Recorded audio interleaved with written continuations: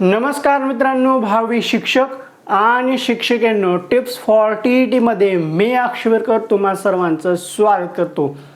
आजच्या या व्हिडिओमध्ये आपण अतिशय महत्त्वपूर्ण विषयासंदर्भात चर्चा करणार आहोत, जे की आहे SOP। आता या SOP साठी किती रडगडाने झाले, किती गदारोळ झाला, नाही तसले आरोप प्रत्यारोप झाले। SOP अशी आहे, SOP तशी आहे, SOP हे संस्थांना परवडण्यासारखी नाही, मग काही संस्था चालक कोर्टामध्ये जातील, मग शिक्षक भरती रखडेल, असे नाना विविध प्रश्न चर्चा आणि विनाकारण चर्चा झाली। असो, आपल्याला त्या ह्याच्यामध्ये घुसायचं नाहीये, पण आपण आजच्या या व्हिडिओमध्ये SOP संदर्भात बोलणार आहोत। आणि आजचा हा व्हिडिओ ज्यांच्यासाठी आहे की ज्यांचं ह्या विथ इंटरव्ह्यूच्या राऊंडमध्ये सिलेक्शन झालेलं आहे, व हा व्हिडिओ त्यांच्यासाठी सुद्धा आहे की ज्यांचं अद्यापही विथ इंटरव्ह्यूच्या राऊंडसाठी किंवा शिक्षक भरतीच्या प्रक्रियेमध्ये कुठल्याही राऊंडमध्ये सिलेक्शन झालेलं नाहीये। आता म्हणताल हा व्हिडिओ आमच्यासाठी कसं, आमचं अद्यापही सिलेक्शन झालेलं नाहीये, तर त्यांच्यासाठी सेकंड फेज हा होणार आहे, म्हणजे होणारच आहे। मग लगे आता म्हणताल की सेकंड फेज कधी होणार, काय होणार, त्याच्यापेक्षा शिक्षक भरतीच्या नादाला न लागलेलं बरं, असा विचार येत असेल तर शिक्षक भरतीच्या नादाला लागू नका, तुम्ही दुसरा मार्ग निवडा। मग असं सुद्धा वाटत असेल की इतकं वर्ष हे केलं ते केलं, उगाचच नादाला लागलं, वय निघून चाललं, मग आता ह्या शिक्षक भरतीचा नाद सोडलेला बरा, असं वाटत असेल तरी सुद्धा तुम्ही शिक्षक भरतीचा नाद सोडलेला बरा। विनाकारण नेगेटिव्ह चर्चा करून, नेगेटिव्ह विचार ठेवून, तसे नेगेटिव्ह कमेंट करून बाकीच्यांच्या चदरी मानसिकतेशी खेळू नका, कारण अगोदरच विथ इंटरव्ह्यूच्या राऊंडमध्ये प्रत्येकाच्या मानसिकतेशी आणि त्यांच्या मनावर परिणाम घालण्याचं काम अशा व्यक्तींनी केलेलं आहे की ज्यांचं ऑलरेडी जिल्हा परिषदला सिलेक्शन झालेलं आहे। आता याच्यातले बरेचसे 70 ते 80% हे परत विथ इंटरव्ह्यूच्या राऊंडमध्ये परत आलेले आहेत, जे की वरच्या वर्गावर येण्यासाठी आलेले आहेत व खूप लांब नंबर लागलेला आहे, स्वजिल्ह्यामध्ये यायचं म्हणून ते आलेले आहेत। त्यांना इकडे येण्याचा तसा नियम होता आणि त्यांना यायचं न यायचं तसं शासनानं त्यांना मुदतसुद्धा दिली होती, मग त्यानुसार ते आलेले आहेत। पण याच्यामधले असे काही महानग होते, याच्यामधले असे खूप काही महानग आहेत की त्यांना या भरती प्रक्रियेमध्ये फक्त एक खेळ करायचा होता। आता ते जिल्हा परिषदला सुद्धा लागलेले आहेत, मग विथ इंटरव्ह्यूच्या राऊंडमध्ये त्यांना जिल्ह्यामध्ये येणारे असे काही होते ते येत आहेत, पण काही असे होते की त्यांना फक्त विथ इंटरव्ह्यूच्या राऊंडमध्ये आपलं नाव आलेलं पाहिजे होतं आणि बऱ्याचशा संस्थेमध्ये सुद्धा त्यांच्या इंटरव्ह्यूसाठी आपलं नाव आलेलं पाहायचं होतं, त्या कारणास्तव त्यांनी असं दिलेले आहेत। आता ते राहतात ह्या कोपऱ्यामध्ये, त्यांचं झडपीला सिलेक्शन झालेलं आहे दुसरीकडं, पण विथ इंटरव्ह्यूच्या राऊंडमध्ये जेवढे काही प्रेफरन्स आले होते सगळे दिलेले आहेत आणि त्यांना इंटरव्ह्यूसाठी बोलवलं आहे ह्या कोपऱ्याचं त्या कोपऱ्याला। मग अशातच असे त्यांचे प्रश्न येतात की विथ इंटरव्ह्यूच्या राऊंडला आम्ही गेलं तर चालेल किंवा नाही गेलं तर चालेल का, मग सेकंड फेजला चान्स भेटेल का।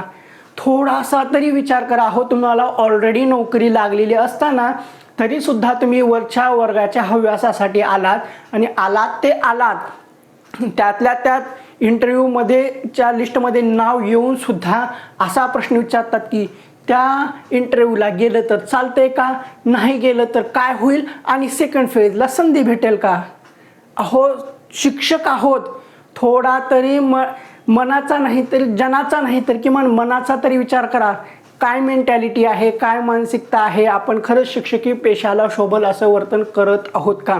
असो, ह्या विषयावर आता जास्त बोलायला नको, आपण वळू महत्त्वाच्या मुद्द्यावर, जी की आहे SOP। आणि परत एकदा सांगतोय की हा व्हिडिओ त्यांच्यासाठीच आहे ज्यांचं विथ इंटरव्ह्यूच्या राऊंडमध्ये सिलेक्शन झालेलं आहे आणि त्यांना SOP म्हणजे काय आहे, SOP मध्ये काय प्रश्न विचारले जातील, पाठ टाचण काढावं का लागेल किंवा नाही, इंटरव्ह्यूच्या बाबतीत काय जेवढ्या काही समस्या असतील त्या सर्वच्या सर्व आपण ह्याच व्हिडिओमध्ये एकदम डिटेलमध्ये एका प्रश्नाचं जेवढे काही तुमच्या मनामध्ये प्रश्न येतील त्या सर्वांचं ह्याच्यामध्ये उत्तर तुम्हाला भेटून जाईल। आणि SOP म्हणजे नेमकी काय आहे, त्याच्यामध्ये गुणदान प्रक्रिया कशी केलेली आहे, सर्वच्या सर्व, आणि कसे प्रश्न विचारले जातील, काय प्रश्न विचारले जातील, विषयासंदर्भात कोणते प्रश्न विचारले जातील, सर्वच्या सर्व ह्या व्हिडिओमध्ये तुम्हाला माहिती भेटेल आणि एस ओ पीच्या बाबतीत हा एकच व्हिडिओ येईल आणि ह्याच्यानंतर एस ओ पीच्या बाबतीत दुसरा व्हिडिओ येणार नाही. हा एका व्हिडिओमध्ये सर्वच्या सर्व प्रश्नांची उत्तरे भेटून जातील. साहजिकच हा व्हिडिओ मोठा होणार आहे, त्यामुळं ह्या व्हिडिओचं तुम्ही सुरुवातीपासून शेवटपर्यंत बघा आणि दुसरा एस ओ पी बाबत व्हिडिओ येणार नाही. आणि एस ओ पी बाबत रोज उठून आपण लाईव्ह स्ट्रीमिंग सुद्धा करणार नाही की एस ओ पी अशी आहे, एस ओ पी तशी आहे, गुप्तसूत्राकडून अशी माहिती भेटलेली आहे, गुप्तसूत्राकडून अशी माहिती भेटलेली आहे आणि तशी माहिती भेटलेली आहे. तसं काहीही नाही आहे. जे ॲक्युरेट आहे, जे डिटेल आहे, तीच तशी माहिती तुम्हाला सांगण्यात येईल. ही माहिती मी ऑलरेडी तुम्हाला मागच्या व्हिडिओमध्ये सांगितलेलं आहे की मुलाखतची सुरुवात झालेली आहे, मुलाखतची तयारी कशी करायची, त्याच्यामध्ये कोणते कोणते प्रश्न असतात, सर्व टप्पे कसे असतात, सगळं सांगितलं होतं. फक्त त्याच्यामध्ये कोणत्या प्रश्नाला गुणदान किती आहे, पाठाला किती गुणदान दिलेले आहेत, गुणाची विभागणी कशी आहे ते सांगणं नव्हतं. पण आता ह्याच्यामध्ये गुणांची विभागणी कशी केलेली आहे ते सुद्धा सांगणार आहे. आता खूप महाशय असे होते की जे एस ओ पी बाबत म्हणत होते की एस ओ पीची विभागणी ही 4 टप्प्यामध्ये केलेली आहे. म्हणजे 1ली ते 5वीचा एक टप्पा, 6वी ते 8वीचा एक दुसरा टप्पा आणि 9वी ते 10वीचा तिसरा टप्पा आणि 11वी 12वी तेचा तिसरा टप्पा. हो, हे एस ओ पीचे टप्पे नाही आहेत, हे आपले पात्रतेचे टप्पे आहेत. मग एस ओ पीचे टप्पे कुठले आहेत? एस ओ पीचे मोजून 4 टप्पे आहेत. ह्याच्यामधले पहिला टप्पा आहे उमेदवाराचे व्यक्तिमत्व. ह्या उमेदवाराच्या व्यक्तिमत्वाच्या बाबतीत 5 गुणांचे प्रश्न असणार आहेत. ह्याच्यामध्ये कुठले आहेत ते सांगू. दुसरा महत्त्वाचा टप्पा आहे उमेदवाराचे सामान्य ज्ञान. मग ह्याच्यामध्ये काय विचारलं जाते ते सुद्धा पाहू. ह्याच्यासाठी आहेत 5 गुण. मग ह्या 5 गुणांसाठी काय काय प्रश्न विचारले जाते ते सुद्धा पाहू. तिसरा टप्पा आहे उमेदवाराचे विषय ज्ञान. ह्याच्यावर आपण ऑलरेडी 15 ते 20 मिनिट हे मागच्या व्हिडिओमध्ये बोललेलो होतं, त्याच्यामध्ये सगळं डिटेल सांगितलं होतं, तरीसुद्धा आपण ह्याच्यावर बोलू. आता उमेदवाराचे जे काही विषय ज्ञान आहे त्याच्यासाठी 10 गुण आहेत. इथं 3 टप्प्यापर्यंत झाले 20 गुण. आता जे काही राहिलेले 10 गुण आहेत त्यासाठी पाठ निरीक्षण म्हणजे एक प्रकारचं पाठाचं नियोजन. तुम्ही पाठ कसं घेता, ॲक्च्युअल पाठ काय असतो आणि त्याच्यामध्ये काय ऑब्झर्व केलं जातं, काय पाहिलं जातं, तुम्हाला काय कृती करायच्या आहेत, ह्याच्या संदर्भात 10 गुण आहेत. आणि हे 10 गुण फक्त आणि फक्त तुमच्या डेमोवर अवलंबून असणार आहेत. मग ह्याच्या संदर्भात काय काळजी घ्यायला पाहिजे, काय करायला पाहिजे आणि काय करू नये हे सुद्धा मी तुम्हाला व्यवस्थित सांगतो. आता ह्याची ऑलरेडी मी तयारी करून ठेवलेली होती आणि हे मागच्या व्हिडिओमध्ये सुद्धा सांगितलं होतं. पण आता ह्याच्यामध्ये आपण एकदम डीपमध्ये पाहू. प्रत्येक प्रश्न कसा आहे, ह्याची काय विभागणी केलेली आहे, त्याच्यामध्ये कोणकोणते प्रश्न विचारले जातील ते सुद्धा एकदम व्यवस्थितपणे पाहू. एकदम डीपमध्ये वस्तुस्थिती प्रश्नारूप जे आहे ते ॲक्च्युअल आपण सांगू. आता पहिला मुद्दा आहे, जे काही 5 मार्काचा पहिला टप्पा आहे, जे काही उमेदवाराचे व्यक्तिमत्व आहे, ह्याच्यासाठी 5 गुण आहेत. मग आता हे उमेदवाराचे व्यक्तिमत्व म्हणजे काय? पहिल्यांदा याच्यामध्ये पाहिलं जातं तुमची पर्सनॅलिटी. तुम्ही इंटरव्ह्यूसाठी ज्यावेळेस एंटर करता त्यासाठी तुम्ही एंटर करण्याच्या अगोदर परवानगी घेता का नाही हे पाहिलं जाईल. इंटरव्ह्यूमध्ये परवानगी घेतल्यानंतर तुम्ही सीटवर बसते वेळेसुद्धा परवानगी घेणार आहात किंवा नाही हे सुद्धा पाहिलं जाईल. आणि घेतल्यानंतर जे काही पॅनल आहे त्या पॅनलला धन्यवाद, थँक्यू, आभारी आहे असं काही म्हणता का नाही हे सुद्धा पाहिलं जाईल.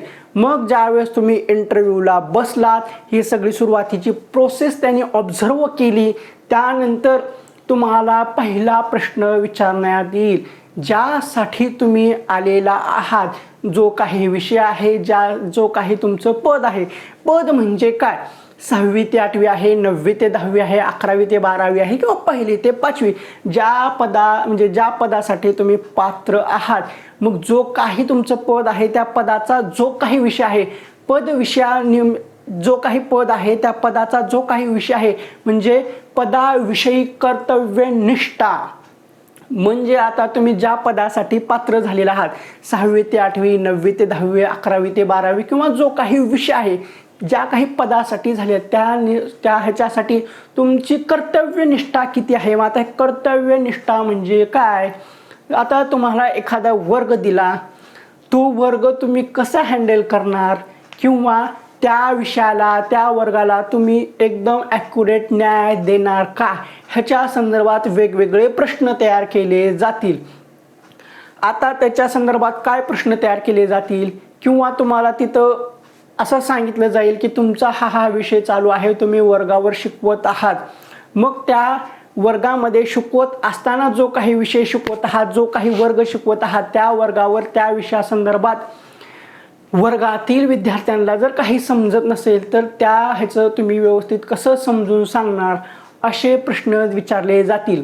मग तुम्ही जे काही शिक्षकाचे कर्तव्य आहेत, ज्या काही वर्गासाठी जे काही कर्तव्य वेगवेगळे आहेत ते तुम्ही व्यवस्थितपणे पार पाडणार आहात का नाही, मग जो काही तुम्ही विषय आहात त्याला योग्य न्याय देणार आहात का नाही, अशा संदर्भात वेगवेगळे प्रश्न तयार केले जातील आणि ते प्रश्न विचारले जातील. असा सुद्धा प्रश्न विचारण्यात येईल की तुम्ही ह्या वर्गावर चाललेले आहात, मग ह्या वर्गावर आम्ही तुम्हाला घेतलं तर तुमचं कर्तव्य काय आहे असा प्रश्न विचारला जाईल. मग आता इथं कर्तव्य म्हणजे काय?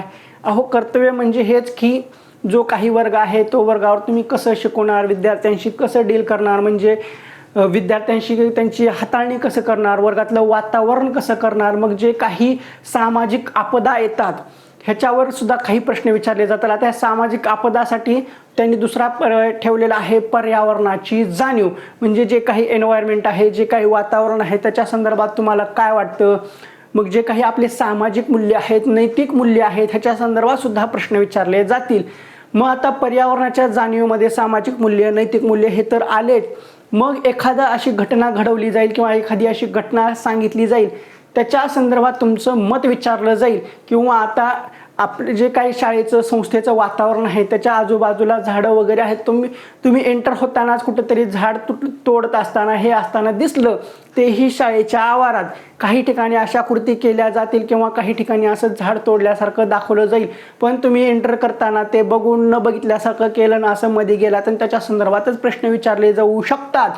किंवा तुम्ही वर्गामध्ये जात आहात, एखादा लहान विद्यार्थी वर्ग बाहेरचं अंगण झाडत असेल तर तुम्ही त्याला बघून न बघितल्यासारखं केलं किंवा कोणतरी पडलेलं आहे बघून न बघितल्यासारखं केलं, अशा कृती घडवल्या जातील, अशा कृती झालेल्या असतील त्याच्या संदर्भात तुम्हाला प्रश्न विचारले जातील. मग पर्यावरणासंदर्भात तुमचं मत काय ह्याच्यावर सुद्धा प्रश्न विचारला जाईल. आणि दुसरं आहे सामाजिक भान. ह्याच्यामध्ये सुद्धा सामाजिक भानचं जे काय आत्ता तुम्हाला सांगितलं होतं पर्यावरणाची जाणीव, त्याच्या इन्क्लुडिंगच सामाजिक भान. हे सामाजिक भान म्हणजे काय आहे? आता तुम्ही ज्या शाळेमध्ये जाणार आहात तिथं एखादं शाळेमध्ये गेलात असंच सांगितलं जाईल तुम्ही ह्या वर्गाचे आहेत, इथं तुम्हाला नोकरी लागली आणि वर्गावर तुम्ही जात आहात, वर्गावर शिकवत आहात किंवा असंच स्टाफ मेंबर सोबत दोन स्टाफ मेंबर एकमेकांशी वादविवाद घालत आहेत, भांडणं करत आहेत, त्यावेळी तुमची प्रतिक्रिया काय असेल? किंवा ऑफिसचा स्टाफ जमलेला आहे, तिथं मीटिंग चालू आहे आणि मीटिंग चालू असतानाच दोन गट पडलेले आहेत, त्या गटामध्ये आपापसात चर्चा चालू आहे आणि त्या चर्चेमध्ये तुम्ही सहभाग घ्यायचा न घ्यायचा तुमचा प्रश्न आहे, पण त्याच्या संदर्भात तुम्ही टॉन्टिंग करत आहात, हे योग्य आहे का अयोग्य आहे असं विचारलं जाईल. किंवा सामाजिक भान म्हणजे काय ह्याच्या संदर्भात असं विचारलं जाईल की एखादा रस्ता आहे, त्या रस्त्यातून एखादी मूर्ती यात्रा चाललेली आहे, मग अशा क्षणाला तुम्हाला काय करायला हवं? किंवा एक रस्ता आहे, त्या रस्त्यानं जाताना काहीतरी घटना घडली, त्यावेळेस तुम्ही ॲक्च्युअल करायला काय पाहिजे? किंवा वर्ग आहे, त्या वर्गामध्ये भूकंप आला, त्या भूकंप आल्यानंतर तुम्ही ॲक्च्युअली तिथं काय करायला पाहिजे? विद्यार्थ्यांशी कसं हाताळायला पाहिजे? मग आता वर्ग असतं, पालक येत असतात, विद्यार्थ्यांचे काहीतरी भांडणं होत असतात, मग पालक येऊन काहीतरी वेगळ्या भाषेमध्ये बोलतो शिक्षकांना, त्यावेळेस तुम्ही कोणत्या पद्धतीनं बोललं पाहिजे? त्यावेळेस तुमचं सामाजिक भान आहे का नाही अशा संदर्भात प्रश्न विचारले जातात. मग काय करावे, काय करू नये अशा संदर्भात तुम्हाला ह्याच्यासाठी प्रश्न विचारले जातील. हे आहे 5 मार्काचे प्रश्न. ह्याच्यावरूनच शिक्षकाचं व्यक्तिमत्व समजलं जातं. शिक्षक कसा आहे, त्याची भाषा शैली कशी आहे, शिक्षक कसा वागतो, कोणत्या परिस्थितीशी कसा डील करतो, ह्या सर्वांचा ताळमेळ घालून उमेदवाराचं व्यक्तिमत्व असा एक टप्पा केलेला आहे. ह्याच्यामध्ये एवढे सर्व प्रश्न आहेत. त्याच्यामध्ये आहे पदाविषयीची कर्तव्यनिष्ठा, पर्यावरणाची जाणीव, सामाजिक भान, हे असं केलेलं आहे. आणि याच्या संदर्भात प्रश्न विचारून त्यांची उत्तरे घेतली जातील आणि ह्याच्या संदर्भात तुम्हाला 5 मार्क मिळून जातील. समजलं आहे? एकदम व्यवस्थितपणे साध्या सरळ भाषेमध्ये सांगितलेलं आहे. ह्याच्यामध्ये जास्त असं काही नाही आहे. दुसरं आहे उमेदवाराचे सामान्य ज्ञान. ह्याच्याबद्दल आपण पाठाची तयारी कशी करावी ह्याच्याबद्दल सगळं डिटेलमध्ये बोललो होतो.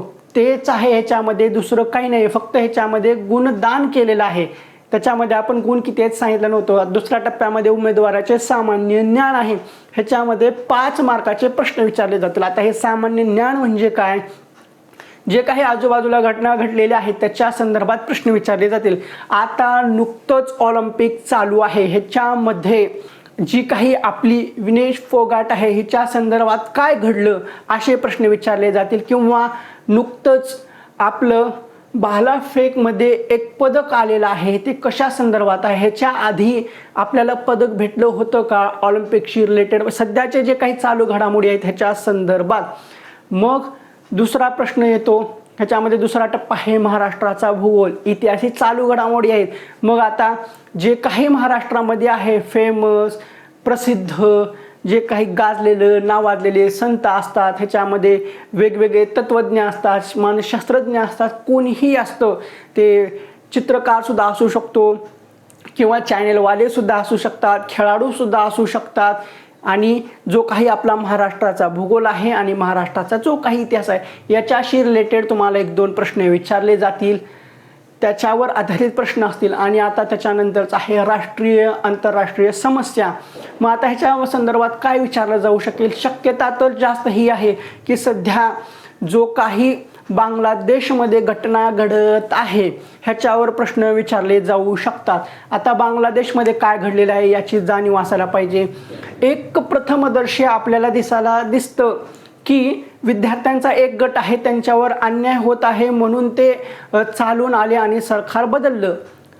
ह्याच्यावर आधारित तुमचं मत काय ह्याच्यावर सुद्धा प्रश्न विचारला जाईल. किंवा आता विद्यार्थ्यांनी सत्ता परिवर्तन केलं, हे तुमच्या बाजूने योग्य आहे का अयोग्य आहे असं प्रश्न विचारला जाईल. आणि तुम्ही जर योग्य आहे असं म्हणलात तर मग दुसरा प्रश्न असा लागलीच येईल की जे काही जाळपोळ झाली, जे काही दंगे झाले याच्यावर तुम्ही त्याचं समर्थन करता का?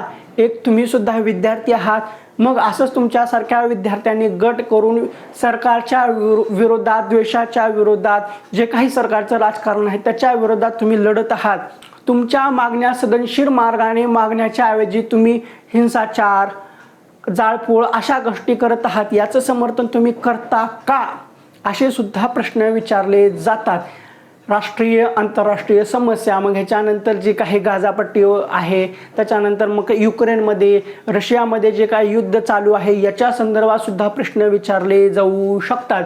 मग त्याच्यानंतर जो काही भारत पाकिस्तानचा मुद्दा आहे, काश्मीरचा जो काही मुद्दा आहे, मग काश्मीरमध्ये जे काही 370 कलमाचं आहे याच्या संदर्भात सुद्धा प्रश्न विचारले जाऊ शकतात. राष्ट्रीय आंतरराष्ट्रीय समस्या ह्याच आहेत, ह्याच सध्या लेटेस्ट आहेत आणि जवळजवळ सगळ्या इंटरव्ह्यूमध्ये जास्त फोकस ह्याच्यावरच केलेला असेल. ज्यावेळेस तुमचा इंटरव्ह्यू होईल त्यावेळेस तुम्ही सांगा की असंच विचारलं होतं. मोस्टली कसं आहे, हे आत्ता करंट फॅक्ट आहे, करंट घटना आहे आणि प्रश्न विचारणे सध्या विचारणारे इंटरव्ह्यूमध्ये सध्या ताज्याच प्रश्नावर, ताज्याच मुद्द्यावर प्रश्न विचारतात. मग आता जे काही आपल्या भारतामध्ये जे काही राजकारण झाले याच्या संदर्भात सुद्धा प्रश्न येतील. ही सुद्धा आंतरराष्ट्रीय समस्या आहे. मग आता भारतानं बांगलादेशमध्ये जी काही घटना घडत आहे त्याच्यामध्ये हस्तक्षेप केलेले योग्य आहे का अयोग्य आहे ह्याच्यावर तुमचं मत विचारलं जाईल. हे आहे उमेदवाराचं सामान्य ज्ञान, हे तपासलं जातं. हे झालं 5 मार्क. असे मिळून झाले तुमचे 10 मार्क. पहिले 5 मार्क कशावर झाले? उमेदवाराचे व्यक्तिमत्व, त्याच्यामध्ये पदाविषयी कर्तव्यनिष्ठा, पर्यावरणाची जाणीव, सामाजिक भान. मग त्याच्यानंतरचा दुसरा टप्पा होता उमेदवाराचे सामान्य ज्ञान, त्याच्यामध्ये चालू घडामोडी, महाराष्ट्राचा भूगोल, महाराष्ट्राचा इतिहास, पुन्हा राष्ट्रीय आंतरराष्ट्रीय समस्या. हे झाले असे टोटल 10 मार्क. आता पुढला टप्पा आहे उमेदवाराचे विषय ज्ञान. हा आहे सर्वात महत्त्वाचा, सर्वात मोठा 10 मार्काचा टप्पा. आता पाठाचं डेमोचे मार्क कमी केलेले आहेत, डेमोचं थोडंसं महत्त्व कमी केलेलं आहे. पहिलं डेमोला 15 मार्क होते, पण आता इथं उमेदवाराच्या विषय ज्ञानावरच 10 मार्क टाकलेले आहेत. त्यामुळं इथं थोडंसं किचकट गोष्टी होऊ शकतात. आता उमेदवाराच्या विषय ज्ञानामध्ये काय असणार आहे, जो काही तुमचा विषय आहे त्या विषयासंदर्भात तुम्हाला ज्ञान किती आहे हे तपासलं जाईल. आता तुम्ही गणित विज्ञानाविषयी सिलेक्ट झालेला असाल, गणिताचा असेल तर तुम्हाला गणिताचे वेगवेगळे प्रश्न विचारले जातील किंवा एखादा प्रश्न दिला जाईल, ते गणित तुम्हाला तिथं सोडवायला येतं का. किंवा मराठी विषय असेल, मराठी विषयासंदर्भातल्या ज्या काही कादंबऱ्या आहेत, जे काही कथा आहेत याच्या संदर्भात तुम्हाला विचारलं जाईल, जे काही लेखक आहेत ह्याच्या संदर्भात विचारलं जाईल, जे काही नाटककार आहेत किंवा जे काही आपलं साहित्य संमेलन होतं ह्याच्या संदर्भात विचारलं जाईल. आणि जो काही तुमचा विषय आहे त्या विषयासंदर्भात तुमचं नॉलेज किती आहे, म्हणजे तुमची त्या विषयासंदर्भात पकड किती आहे, जो काही तो विषय आहे. मग आता तो 6वीचा असो, 7वीचा असो, 8वीचा असो, हे तर झाले पाठ्यपुस्तकाचं विषयासंदर्भात ज्ञान. पण तुमचा जो काही मेन विषय आहे, मराठी असो, इतिहास असो, भूगोल असो, इंग्लिश असो, कोणतेही विषय असो, त्या संदर्भात तुमचं ज्ञान किती आहे. मग आता भाषा विषय आलं तर ह्याच्यामध्ये भाषेचं ग्रामरसुद्धा आलं, मग त्याच्यामध्ये त्या भाषेची तुमची बोलण्याची स्किलसुद्धा तपासली जाईल. मराठी विषय असेल तर मराठी संदर्भात एखादा विषय दिला असेल, देतील त्याच्या संदर्भात तुम्ही बोलून दाखवा. हा उमेदवाराच्या विषय ज्ञानासंदर्भात 10 मार्क आहेत, त्यामुळं ह्याच्यावर थोडंसं जास्त फोकस करायला हवं. मग मराठी विषय आहे, मराठी विषयासाठी कुठला तरी एखादा विषय देतील, मी पंतप्रधान झालो तर ह्याच्या संदर्भात तुम्ही मराठीमध्ये बोला. किंवा काही सांगतील की मराठीमध्ये एकदम व्यवस्थित व्याकरणदृष्ट्या 10 वाक्य एकदम व्यवस्थित बोलून दाखवा, किंवा व्याकरणदृष्ट्या 10 वाक्य बरोबर कोणते असे तुम्ही लिहून दाखवा, असे सुद्धा विचारतील. त्यामुळे आपल्याला प्रश्न यायला, आपण तर व्यवस्थित मराठी बोलतो, मग आता व्याकरणदृष्ट्या ही मराठी बरोबर आहे का ही तपासली जातील. किंवा वही पेन देतील, त्याच्यावर 10 वाक्य लिहून दाखवा. तुम्ही 10 वाक्य एका वाक्यातले लिहा किंवा 2 वाक्य संयुक्त वाक्य करा, मिश्र वाक्य करा, काही केलात तर त्याच्यामध्ये काना, उकार, पहिली वेलांटी, दुसरी वेलांटी, टिंब कुठे द्यायचे, उकार कुठे द्यायचं, असलं सगळं डिटेल तपासलं जाईल. इंग्लिशच्या बाबतीत सुद्धा तसंच असं स्पेलिंग वगैरे तपासली जाईल, वेगवेगळ्या भाषेच्या बाबतीत तसंच असेल. मग दुसऱ्या विषयाच्या संदर्भात सुद्धा इतिहास भूगोल असतील तर तुम्हाला इतिहासासंदर्भात ज्ञान किती आहे, हे काय झालं, ही घटना कधी घडली, ही घटना का घडली.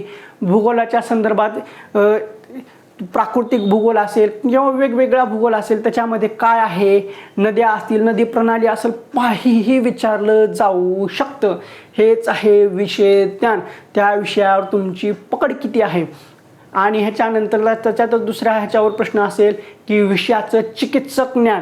आता विषय आहे तर तुम्ही त्या विषयासंदर्भात चिकित्सा करता किंवा नाही हे सुद्धा तपासलं जाईल. म्हणजे त्या विषयासंदर्भात तुमची चिकाटी आहे का, विषय एकदम शास्त्रशुद्ध पद्धतीने तुम्ही शिकवू शकता का. उगाचच तुम्ही डिग्र्या घेतलात, पदवी घेतलात, तुम्ही भल्या भल्या 4-4 डिग्र्या लावलात, एकच विद्यार्थी आहे, तो मराठीसाठी पात्र आहे, तो हिंदीसाठी पात्र आहे, तो इंग्लिशसाठी पात्र आहे, तो सामाजिकसाठी पात्र आहे, ह्या सगळ्या विषयाच्या त्याने डिग्र्या पदव्या सगळं घेऊन बसलेला आहे.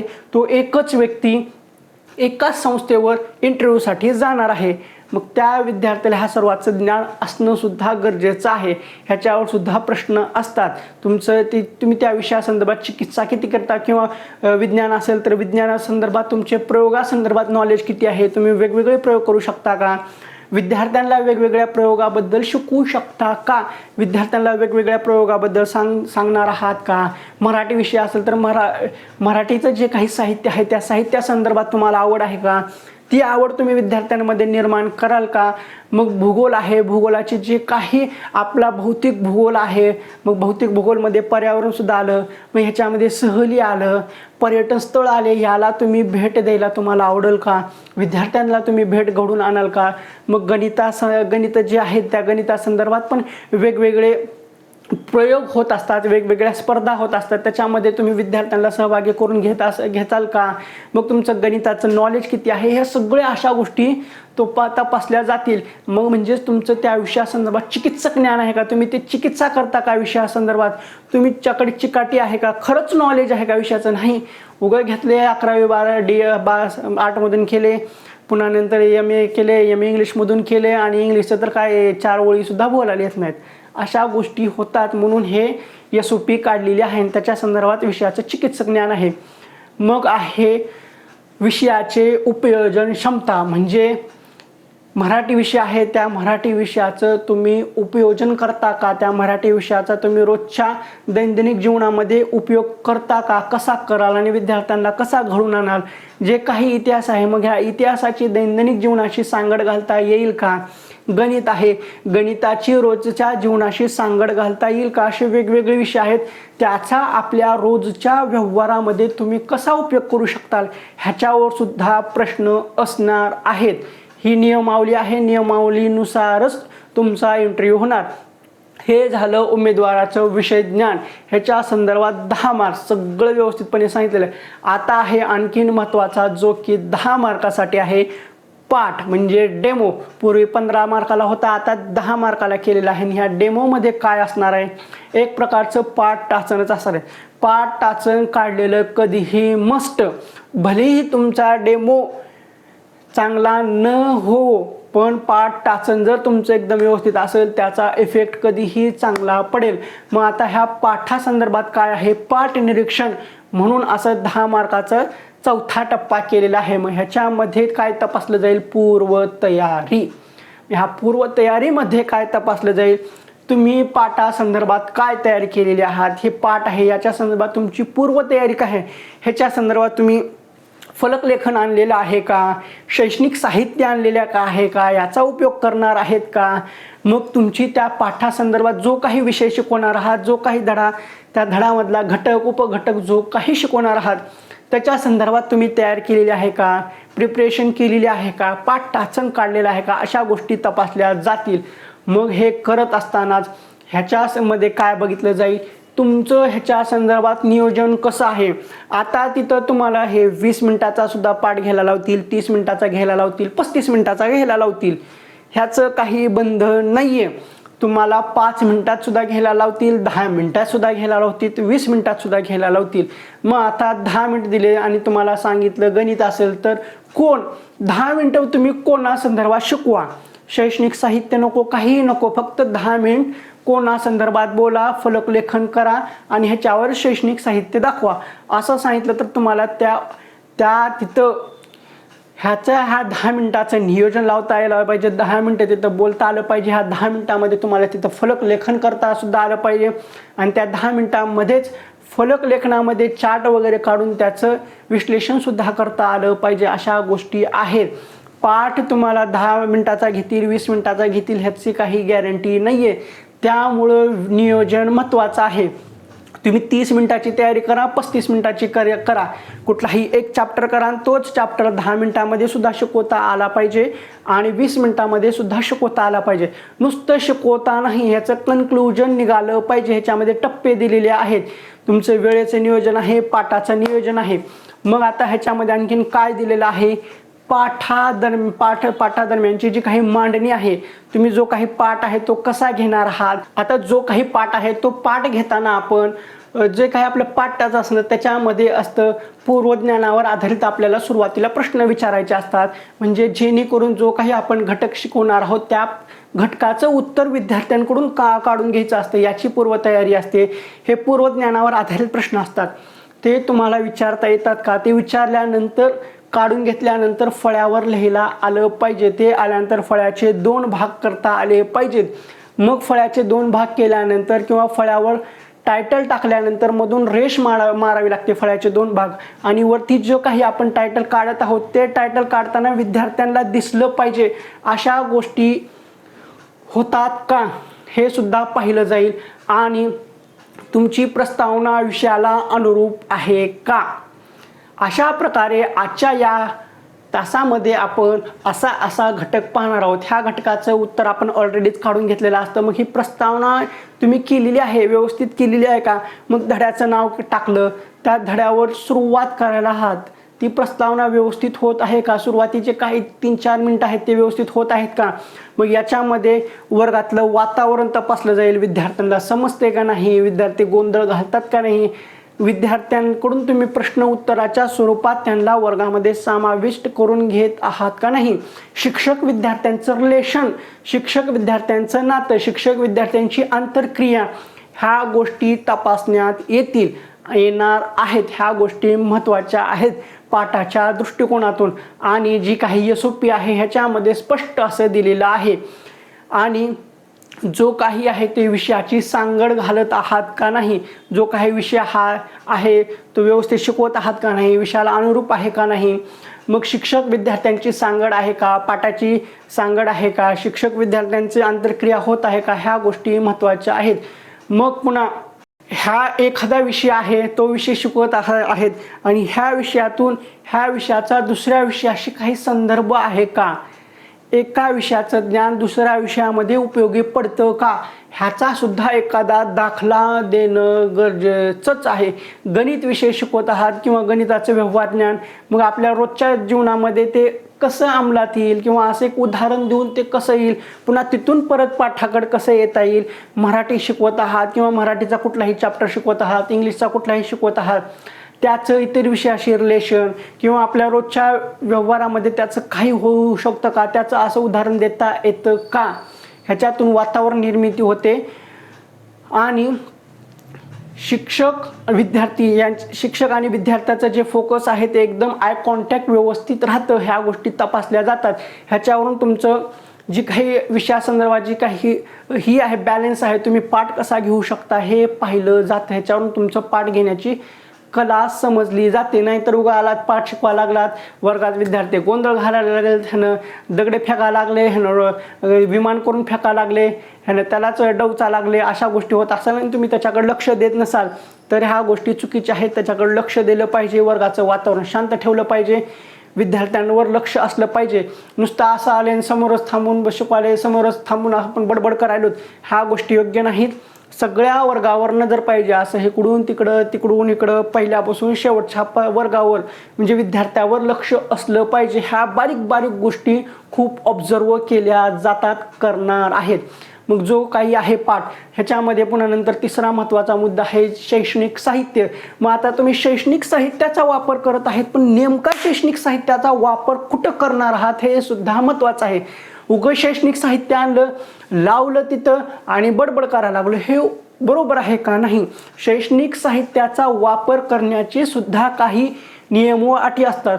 आता आपण हे शैक्षणिक साहित्य कुठं वापरू शकतो, ज्यावेळेस आपण डेमो घेणार आहात त्यावेळेस आपण पूर्वज्ञानावर आधारित प्रश्न विचारणार असतो, तेव्हा आपण तिथं शैक्षणिक साहित्याचा पहिल्यांदा वापर करू शकतो. म्हणजे आता आपण एखादा घटक शिकवणार आहोत, त्या घटकासंदर्भातच आपण शैक्षणिक साहित्य लावलं आणि याच्यावरूनच आधारित तुम्ही विद्यार्थ्यांना प्रश्न विचारलात की कुणीही एकाने उठावे तसं प्रश्न विचारायचं नाही. समोरच्यातला पहिला, मागचा दुसरा, तो बोट करून दाखवा किंवा त्याला तुझं नाव विचारा, त्याला उठवा आणि हे काय आहे असे प्रश्न विचारा. की डायरेक्ट कोणी पण उठा आणि ह्याचं उत्तर द्या असं नाही, सामूहिक उत्तर द्या असं नाही. सामूहिक उत्तर सुरुवातीला कधीच घ्यायचे नाहीत, त्याच्यातून वर्गावर गोंधळ निर्माण होण्याची दाट शक्यता असते. वातावरण निर्मिती लगेच होत नाही, त्याला वेळ लागतो. कारण तुम्ही नवीन आहात, विद्यार्थी नवीन आहे तुमच्यासाठी, त्यांच्यासाठी तुम्ही नवीन आहात, त्यामुळे गोंधळ होतो. एकाला विचारून ते पहिल्यांदा जो काही तुम्ही शैक्षणिक साहित्य दिलेलं आहे त्याच्या संदर्भात प्रश्न विचारा. मग त्याच्या संदर्भात उत्सुकता वाढली की उत्तरं यायला चालू होतात. त्याच्यातून मग लगे जो काही तुमचं टायटल आहे ते आलं. इथं झालं पहिलं शैक्षणिक साहित्य वापर.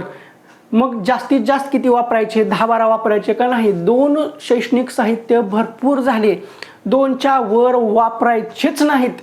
2 मस्ट आहेत.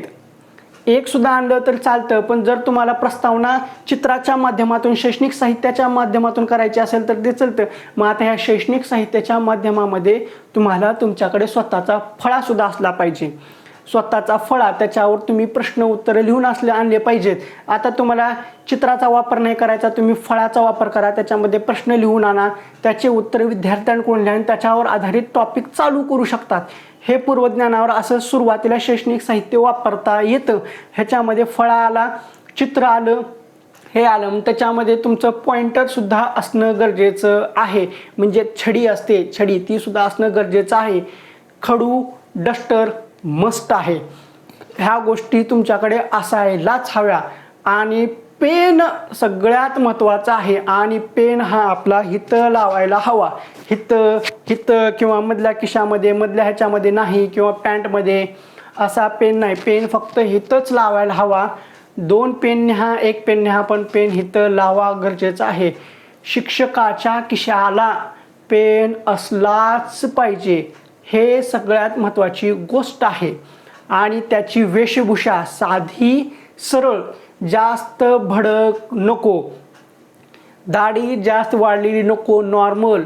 महिलांच्या बाबतीत सुद्धा तसंच, जास्त भडक साड्या वापरायच्या नाहीत, जास्त नटापटा करायचा नाही, आणि जास्त कानातले नाकातले अशी एक्स्ट्रा फॅशन बिलकुल करायची नाही. ह्या गोष्टी महत्त्वाच्या आहेत. हे पहिले झालं. आता दुसरं, आपण शैक्षणिक साहित्य कुठं वापरू शकतो? पाठ सुरू असताना त्याच्यामध्ये किंवा शेवटी सुद्धा वापरू शकतो. आणि त्याच्यामध्ये फलकलेखन सुद्धा आहे. म्हणजे तुम्ही घरून सुद्धा फलकलेखन आणलेलं चालतं. त्याच्यामध्ये प्रश्न उत्तर असतात.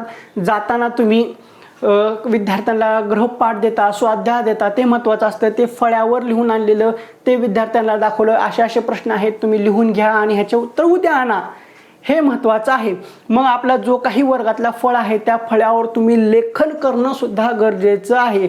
मराठी शिकवत आहात, इंग्लिश शिकवत आहात, शिकवता वेगळे अवघड शब्द आले ते फळ्यावर लिहा. इतिहास भूगोल शिकवत आहात, त्याच्या संदर्भात काही नवीन नाव आलं किंवा इतिहासासंदर्भात आपले वेगवेगळे शब्द असतात, अवघड शब्द असतात, ते विद्यार्थ्यांना लवकर लक्षात येत नाही, त्याचे उच्चार इथं लिहा. विद्यार्थ्यांना मग समजेल. फलक लेखन गरजेचं आहे. फळ्यावर काही ना काही लिहिलेलं पाहिजे, म्हणजे पाहिजे. वर्गावर पाठ घेत आहात, फळ्यावर काहीच लिहिलं नाही, ह्याला अर्थ नाहीये. याचं पालन करा, हे महत्त्वाचं आहे. ह्या सगळ्या गोष्टी आहेत जे की आपल्या पाठाशी संदर्भात आहे. मग आता ह्याच्यानंतर चौथा मुद्दा आहे की जो काही तुम्ही वर्गावर शिकवत आहात, फलकलेखन केलात, सगळं केलात, पाठाचं टाचन सुद्धा होतं, तुम्ही शैक्षणिक साहित्याचा वापर केला, चित्र वापरलात, मग जे काही आपलं आधुनिक तंत्रज्ञान आहे त्या आधुनिक तंत्रज्ञान वापरला, किंवा एखादा मोबाईल असेल, मोबाईलमध्ये चित्र दाखवला, तिथं शैक्षणिक तंत्रज्ञान शैक्षणिक साहित्य वापरू शकतात. हे आधुनिक साहित्य आहे. जर तुम्हाला प्रेझेंट करता अवेलेबल नसेल तर मोबाईलवर तुम्ही ऑलरेडी ते तयार करून, किंवा एखादं मराठीची कविता आहे ती वेगळ्या वेगळ्या लयामध्ये, तालामध्ये कशी असते ते विद्यार्थ्यांना दाखवू शकता. असा वापर तुम्ही तिथं करू शकता. हे सगळं झालं, सगळं व्यवस्थित झालं. आणि पाठ संपायच्या वेळी आणखीन महत्त्वाचं तिथं असतं, काय असतं तर आज आपण अशा पद्धतीने हा विषय पाहिलेला आहे, हा घटक पाहिलेला आहे, आणि ह्या घटामध्ये आपण असं पाहिलेलं आहे. कन्क्लुजन, ह्याचं सार काय आहे, शेवटी विषयाचं एकत्रीकरण. मग आज आपण असं पाहिलेलं आहे, हे पाहिलेलं आहे, हे सगळं एकत्रीकरण करून सांगणं गरजेचं असतं. म्हणजे ते मूल्यमापन करायला हवं, मूल्यमापन करून दाखवावं लागतं. ह्या सगळ्या गोष्टी आहेत. अशी आहे SOP. ह्याच्या बाहेर SOP मध्ये काहीच नाही आहे. ह्याच्यातली ऑलमोस्ट जवळजवळ सर्वच माहिती हे आपण पाठाची तयारी कशी करावी ह्याच्यामध्ये सगळं सांगितलं होतं. तरीसुद्धा एक SOP ठीक आहे, आली आहे, पण SOP संस्थांना हे जे काही संस्था आहेत संस्थेसाठी हे दिलेलं आहे. मग संस्था ह्याच SOPच्या आधारे तुमच्याकडून प्रश्न विचारणार आहे, मुलाखत घेणार आहे. तर झालं, हे होती SOP. आता मला वाटते SOP ही एकदम तुम्हाला सविस्तर समजलेली असेल. आणि आता सध्या जे काही मुलाखत होणार आहे तुमच्यासाठी खूप कमी दिवस आहेत. पण आता ज्यांचं अद्याप कशामध्येच सिलेक्शन झालेलं नाही आहे, जे सेकंड फेज करतायत त्यांच्यासाठी, आणि जे विथ इंटरव्ह्यूसाठीच विथ इंटरव्ह्यूचीच वाट बघणार आहे आणि येणाऱ्या सेकंड फेजमध्ये ते विथ इंटरव्ह्यूसाठी पात्र असतील, त्यांच्यासाठी ही खूप चांगली संधी आलेली आहे. आपलं नाही आत्ता झालं नाही ना, पण पुढच्या सेकंड फेजमध्ये होईल. आणि डेमो काय असतो, SOP काय आहे, ह्याची सगळ्यांची माहिती हे आपल्याला आता ऑलरेडी भेटलेली आहे. मग आता सेकंड फेज येईल त्यावेळेस SOP काही बदलणार नाही, हीच SOP राहील, हेच नियम राहतील, हेच अटी राहील, ह्याच्यावरच आधारित होईल. त्यामुळे आपल्याला ऑलरेडी माहिती भेटलेली आहे.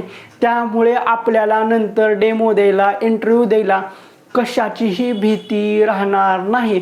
आणि जोपर्यंत सेकंड फेज होत नाही तोपर्यंत आपल्याकडे मुलाखतीची तयारी एकदम वस्तुनिष्ठ पद्धतीने, शास्त्रीय पद्धतीने जे काही SOP आहे त्याच्या नियमानुसार करायला सोपं जाईल. आत्ताचे जे इंटरव्ह्यू देणार आहेत त्यांच्यासाठी थोडंसं अवघड जाईल. आणि आता याच्यातले बरेचसे असे आहेत की ही SOP पाहून इंटरव्ह्यूची भीती म्हणून बरेचसे 30 ते 40% विद्यार्थी हे इंटरव्ह्यूला जाणार नाहीत. आणि ह्याच्यातले 20 ते 25% विद्यार्थी हे असे असतील जे लांब लांब संस्था आलेत म्हणून कशाला जायचं, आपण फक्त ट्राय करायला आलतो, येतात का, आपला नंबर लागतो का हे बघायला आलतो, त्यामुळं काही जाणार नाहीत. आणि आणखीन एक मी स्पष्ट शब्दात सांगतो, जे काही हा विथ इंटरव्ह्यूचा राऊंड होणार आहे ह्याच्यामध्ये सुद्धा खूप जागा शिल्लक राहणार आहेत.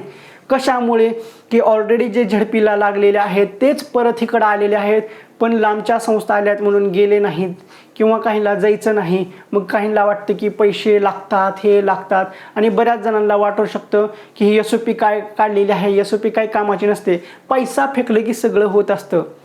हा तुमचा पाहण्याचा दृष्टिकोन आहे. आता तसं नाही आहे.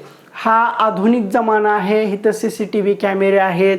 आपण आपल्या कॉलरला, आपण बटनामध्ये, आपल्या पेनाच्या टोपणमध्ये सुद्धा कॅमेरा लावून रेकॉर्डिंग करू शकतो. त्यामुळे अशा गोष्टी होत नाहीत. मग लगी वाटत असेल मधल्यामध्ये चलतं, तुम्हाला आता कसं असते, वाटायला काहीही वाटतं, असं होईल तसं होईल, पण काही गोष्टी तशा घडत नसतात. त्यामुळं अशा गोष्टीकडे लक्ष न दिलेलं बरं. जी काही SOP आहे ती सगळी सांगितलेली आहे, त्यानुसार तुम्ही तयारी करा. आणि जे काही सेकंड फेजसाठी आहेत त्यांना हे आयतं भेटलेलं आहे, ह्यानुसारच तयारी करा तुम्ही सुद्धा, जेणेकरून नंतर तुम्हाला डेमो देताना, इंटरव्ह्यू देताना, मुलाखत देताना फायदा होईल. तर ठीक आहे, व्हिडिओ खूप मोठा होत आहे, जवळजवळ 40 मिनिटाच्या पुढे झालेला असेल. आता अशी आशा करतो की बाबा हा व्हिडिओ सुरुवातीपासून तुम्ही शेवटपर्यंत बघितलेला असेल. ज्यांनी सुरुवातीपासून ह्या क्षणापर्यंत बघितलेला आहे त्यांनी कमेंट करा की मी सुरुवातीपासून ह्या क्षणापर्यंत मी व्हिडिओ बघितलेला आहे. तुमच्यासाठी सल्यूट असेल. असो, ठीक आहे. आता ह्या व्हिडिओमध्ये जास्त चर्चा न करायला बघू. आणखीन काही महत्त्वाच्या गोष्टी असेल तर त्या आपण पुढल्या व्हिडिओमध्ये पाहू. तर ठीक आहे, आजच्या या व्हिडिओमध्ये एवढंच. ठीक आहे, तुम्हाला हा व्हिडिओ कसा वाटला तो कमेंट बॉक्समध्ये सांगा. व्हिडिओ आवडला असेल तर व्हिडिओला लाईक करा. लाईक नक्कीच करा, कारण जवळजवळ 40 मिनिटाच्या वर कंटिन्यू बोलतोय आणि एकदम व्यवस्थितपणे सांगितलेलं आहे. असो, व्हिडिओला लाईक करा. व्हिडिओ पाहून तुमचा काही फायदा झाला आहे असं वाटत असेल तर आणि तरच आपल्या चॅनलला सबस्क्राईब करा. आणि हा व्हिडिओ तुमच्या मित्रमैत्रिणीला सुद्धा शेअर करायचे की इंटरव्ह्यूची तयारी करत आहेत किंवा इंटरव्ह्यूला जाणार आहेत. असो, पुन्हा भेटू पुढल्या एका व्हिडिओमध्ये अशीच महत्त्वपूर्ण माहिती घेऊन.